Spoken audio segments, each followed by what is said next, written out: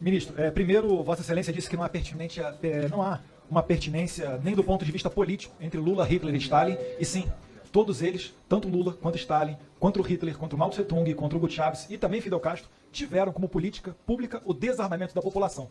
E não, coincidentemente, a mesma população que acaba sendo morta por armas, mas não, obviamente, as armas legais. Então, o deputado Paulo Bilinski, ele tem razão, e Vossa Excelência falou que é necessário alterar a Constituição se nós quisermos dar uma maior flexibilidade às leis quando se fala no tocante às armas de fogo. Gostaria de lembrar também a Vossa Excelência, que é conhecedor do direito, o juiz que ainda nos anos 90, ou seja, sobre a égide da Constituição de 1978, para você comprar uma pistola ou um revólver numa loja mesbla, você apenas apresentava a sua carteira de identidade. Época em que o porte legal de arma de fogo era uma mera contravenção, nem prisão dava, e os índices de mortalidade eram infinitamente inferiores ao que eram hoje.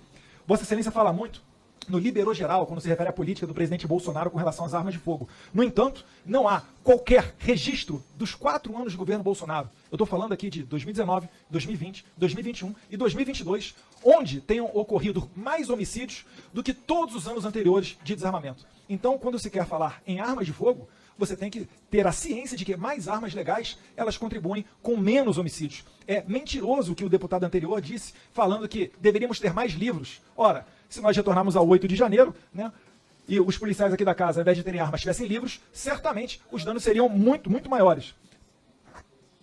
Presidente, eu queria também aqui falar um pouquinho com relação ao 8 de janeiro, né, ao ministro da Justiça.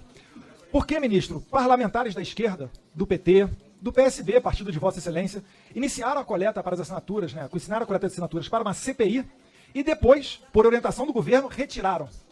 Por que, ministro, a esquerda e o governo não querem uma investigação profunda sobre esses atos, já que eles são tão danosos? E ainda mais... Bem, certamente aqui não se cuida de um julgamento do presidente Bolsonaro, porque ele foi julgado pelo povo, foi reprovado, perdeu a eleição.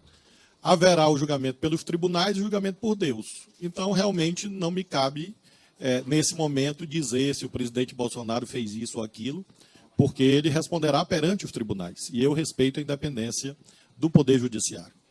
Sobre o governo que diz ter sido feito isto ou aquilo, é claro que quem julga isto não é o senhor, não sou eu, quem julga isso são os eleitores. Essa pergunta que o senhor fez sobre se o governo foi bom ou ruim, foi feita nas urnas ao povo brasileiro, no dia 30 de outubro. E o candidato... Eu não fiz essa pergunta. Vai interromper, senhor presidente, mais uma vez. Senhor presidente. Presidente. Mais uma vez. Mais uma vez. Presidente. Ainda tem uma falta de respeito, esse comportamento, presidente.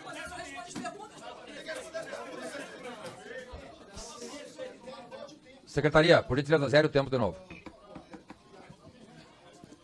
Os candidatos disputam a eleição e aí o povo julga. Houve o julgamento no dia 30 de outubro, o seu presidente perdeu a eleição. Pergunta. Gilberto.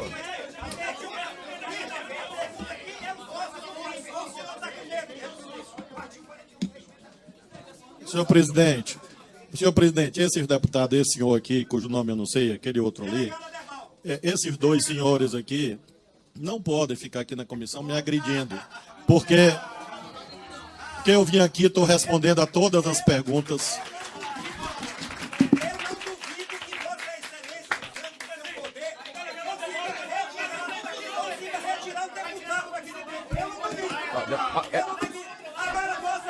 Presidente! Edemauro!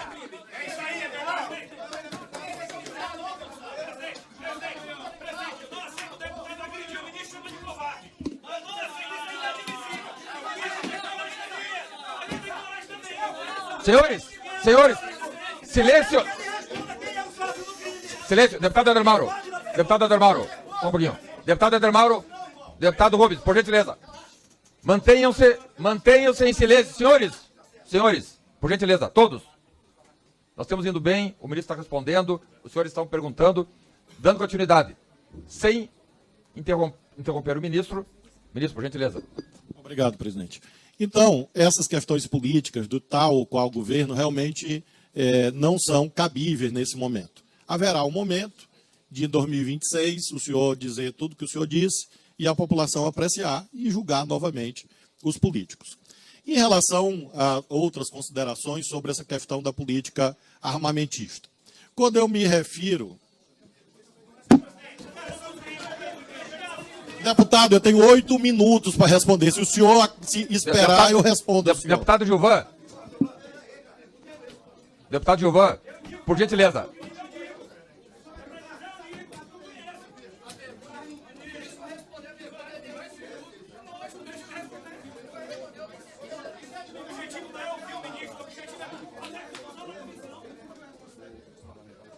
Senhores, olha aqui. Senhores deputados, senhoras deputadas. Prezado ministro da Justiça. O senhor também, por gentileza. Deixa a presidência falar. Por gentileza.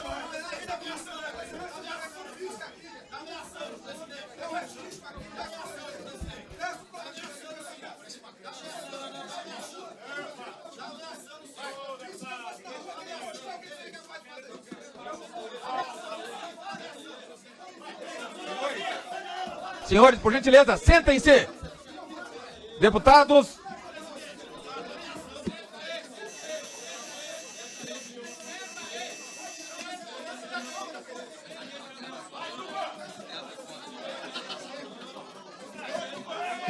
Senhores.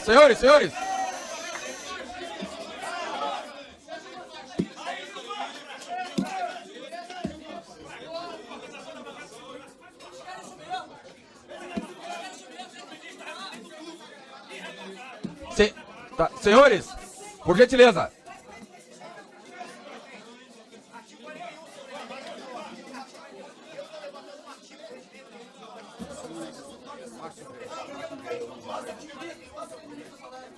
Senhores deputados, vamos mostrar minimamente educação.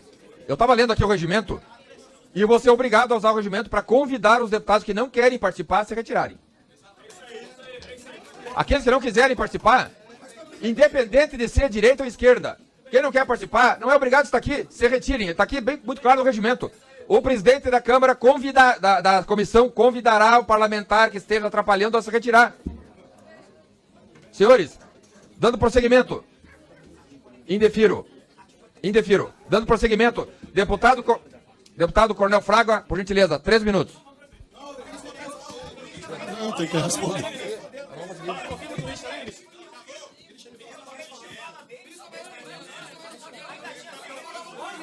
Bem. Senhores.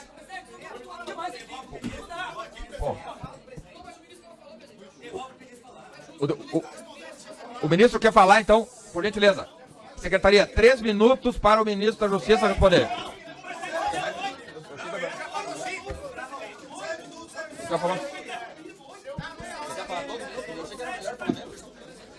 Bem. Bom, prosseguindo. Ministro da Justiça, senhor ministro da Justiça, senhores. O ministro da Justiça tem o tempo que ele quiser para falar aqui. Eu falei 3 minutos justamente para tentar avançar os trabalhos. Se você quer falar 10 minutos, 15 minutos... Não, eu quero só responder as perguntas. Perfeito. Obrigado. Então, prosseguindo nas respostas. Em relação a essa questão da política armamentista, como disse há pouco, não há correlação entre número de armas e número de homicídios. Por que isto? Porque, se nós olharmos, por exemplo, os números recentes, pegar o recorte da Amazônia. Na Amazônia aumentaram as armas e aumentaram os homicídios.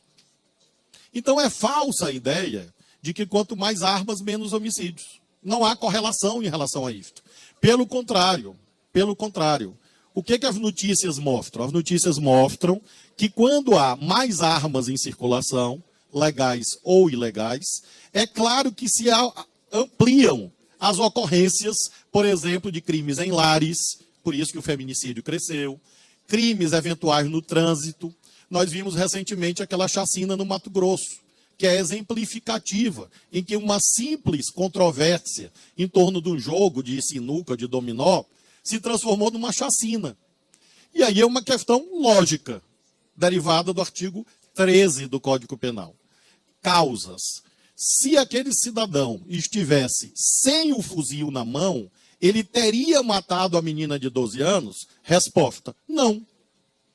Basta ler o artigo 13 do Código Penal para entender isso, para não recorrer ao imperativo mesmo de lógica filosófica. Então, eu entendo que há pessoas que gostam de dar tiros, mas eu prefiro armas. Foi mencionado aqui, acho que pelo deputado Eduardo.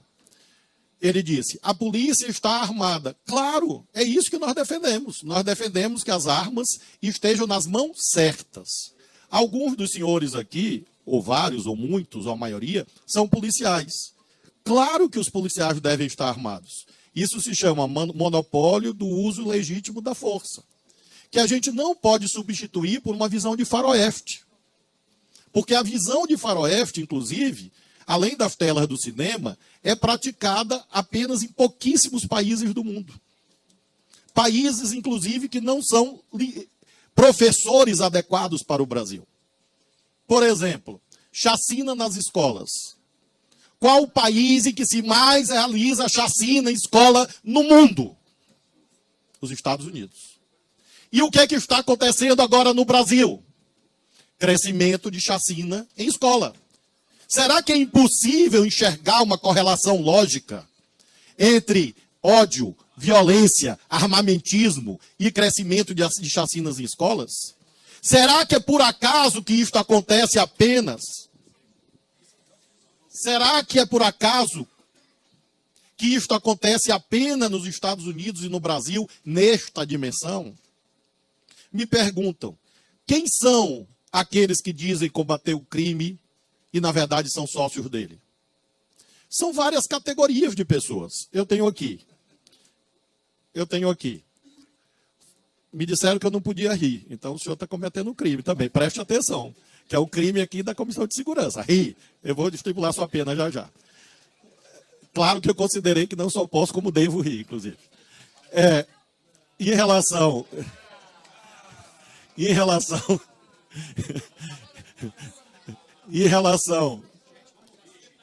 Senhores, por gentileza. Pô, Duarte. Deputado, o senhor está rindo também. Artigo 41 do viu, regimento, eu peço agora questão de ordem. Pois não. Vossa Excelência citou meu nome sem justa causa, sem justo motivo, senhor presidente. Não faz sentido o senhor presidente citar o meu nome e pedir respeito, porque eu estou calado. Vossa Excelência, senhor presidente, tem que pedir respeito aos deputados. Senhor presidente, eu levantei questão de ordem, de acordo com a... Eu peço o meu tempo para falar. É comum machismo lá por favor, no peço Maranhão. silêncio para que eu possa falar. Para contratar, senhor presidente. Não estão respeitando meu momento de fala. Levantei questão de ordem de acordo com o artigo 41, não tá inciso respeitando 8 de do fala. regimento desta casa. Gilberto, por gentileza, qual é o artigo da colocação de Artigo ordem? 41, inciso 8 do regimento. Pois não. Cabe a Vossa Excelência, enquanto presidente, com base no artigo, advertir o orador que se exaltar nos debates. Vossa Excelência não está advertindo esta deputada que me xingou e vai responder no Conselho de Ética. Vossa Excelência não advertiu este deputado que não tem idade para ficar fazendo gracinha aqui. Vossa Excelência não advertiu esses deputados que, enquanto crianças, estão morrendo. Não. Ademaro. Isso não é papel dessa comissão. Essa comissão... Ridículo é Vossa Excelência, que não tem mais idade para ficar com gritinho aqui nessa comissão. Tenha respeito, respeito o regimento.